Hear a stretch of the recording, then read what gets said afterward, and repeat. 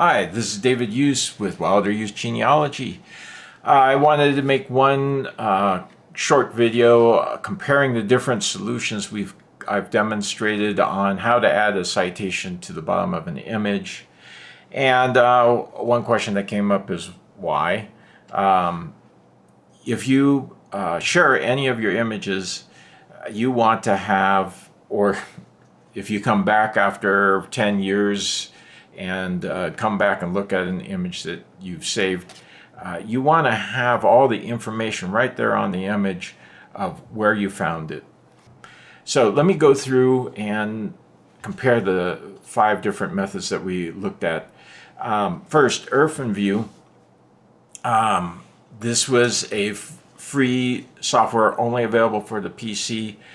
There is a real nice method that I showed you with very few clicks, just to cut in some text and adjust the font, especially after you've set some profiles so that you can get things set up and brought up quickly. This is about the fastest I've seen to add a citation to the bottom of an image. That's the way to go if you have a PC, in my opinion.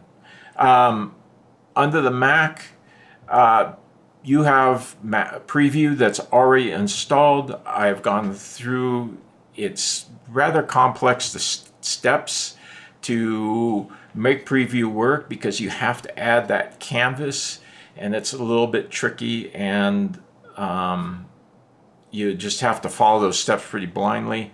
What I don't like is that you can't see that canvas.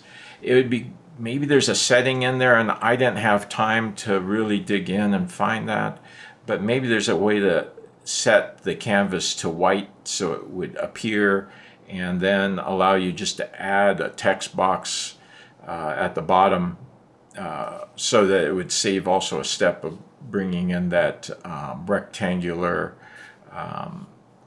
annotation. So anyway, Mac users, that is a solution. It is an option.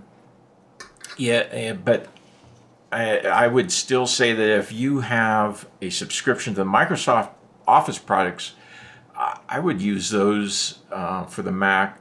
And for PC, if you don't like putting in new software and you don't want anything added, and you have this Microsoft subscription, look at using PowerPoint or Microsoft Word. I would favor using PowerPoint only because in Microsoft Word you can get tripped up with this fact that it will not group images if you don't adjust how the image lays out in your text. So you don't want it in line with text. You have to change to any other setting and it'll work. So that's a big warning, and I sat here beating my head on the desk when I couldn't get those images or those graphics to group up. So just be aware of that. Just if you have both products, use Microsoft PowerPoint. And then lastly, there's GIMP.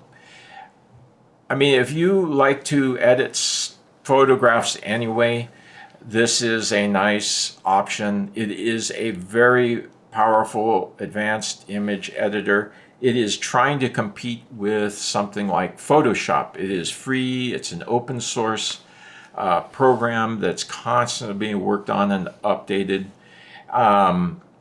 You know, you have all the abilities to format text, and hey, it is an option. I just find it's pretty intimidating going in there and making all those adjustments. And adjusting text is a little weird because it puts little boxes around every little character, so it looks funny, but it's a solution. So there you go. I'm a PC user. I use IrfanView. It's the fastest and requires the fewest keystrokes. Granted, it can't format the text within the box, but I find that just having a little lack of italics on a few words isn't a deal breaker here for attaching the citation, and I'm after the quickest method of adding these citations. And so, my opinions. Let me know if you think of anything different, and just send me an email on that.